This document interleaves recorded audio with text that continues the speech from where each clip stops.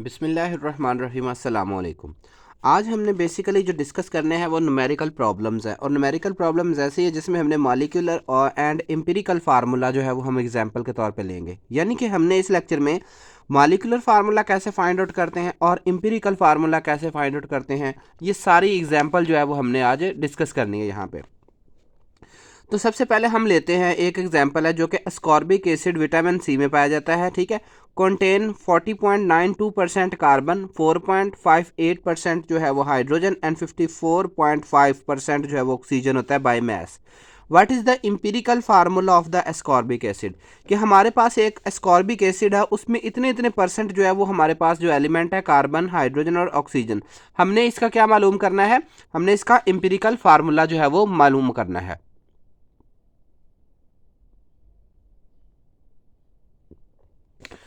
अब empirical formula मालूम करने के लिए हमें कुछ ना, ये मैं आपको स्टेप से सिखाऊंगा जिससे आप बड़ी आसानी के साथ एम्पिरिकल फार्मूला फाइंड आउट कर सकते हैं। तो स्टेप 1 जो होता है वो हमने सबसे पहले मालूम करनी होती है परसेंटेज ऑफ ईच एलिमेंट। हमने पहले स्टेप में यही मालूम करना है कि कितने परसेंट जो है वो हमारे पास कौन कौन सा एलिमेंट और कितने कितने परसेंट है।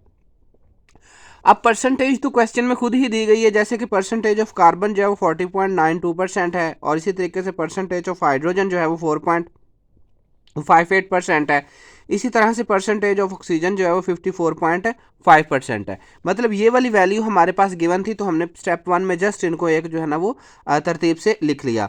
अब हमने जो दूसरा स्टेप करना है वो ये करना है कि हमने मालूम करना है क्या, finding number of gram atoms. अब नंबर ऑफ ग्राम एटम्स को हम सिंपली जो है वो मोल भी कहते हैं। ठीक है, तो हमने मालूम करना है finding number of gram atom of each element.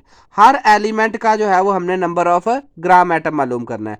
अब नंबर ऑफ ग्राम एटम मालूम करने के लिए जो हमारे पास ऊपर परसेंटेज दी गई है ना, उनको हमने इन एलिमेंट के, जिस एलिमेंट की परसेंटेज दी गई है उसी एलिमेंट के एटॉमिक वेट से जो है वो हमने डिवाइड कर देना। जैसा कि number of gram atom of carbon, carbon के मालूम करने के लिए क्या करना है, इसकी परसेंटेज क्या 40.92% जो है, और वही इसके जो है ना, मतलब जितने परसेंट जो है वो परसेंटेज होती है ना, अमूमन देखे ज़्यादातर जो है वो हम देखे परसेंटेज का ओवरऑल रिजल्ट होता है 100।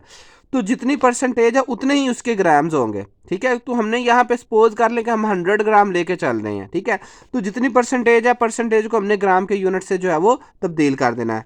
और इसका एटॉमिक वेट कितना होता है, 12 होता है, तो 12 ग्राम पर मोल होता है इसका एटॉमिक वेट। तो यहाँ पे ग्राम ग्राम से कैंसिल हो जाएगा।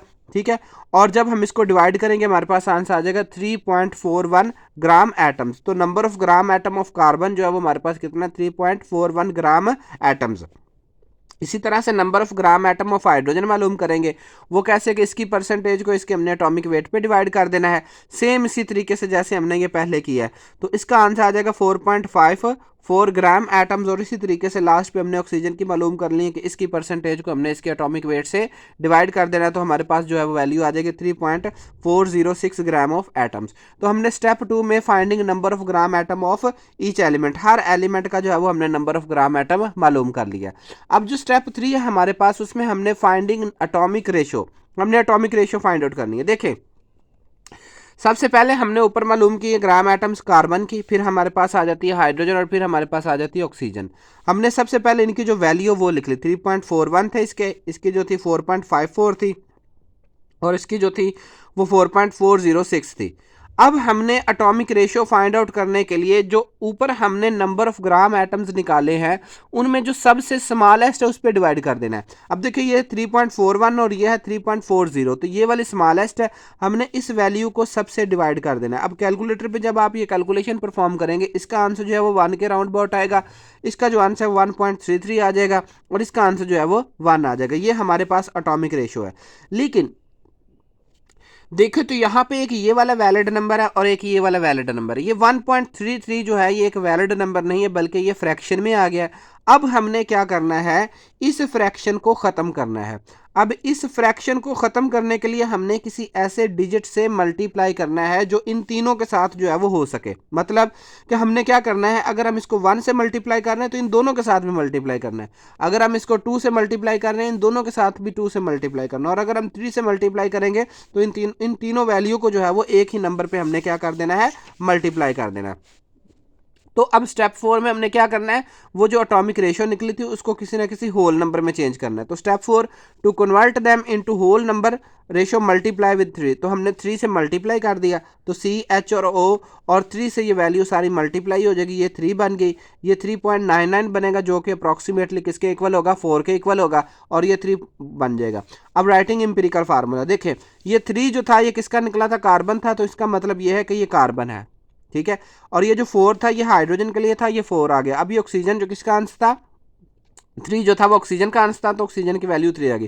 तो ये जो है ये आ गया empirical formula of ascorbic acid.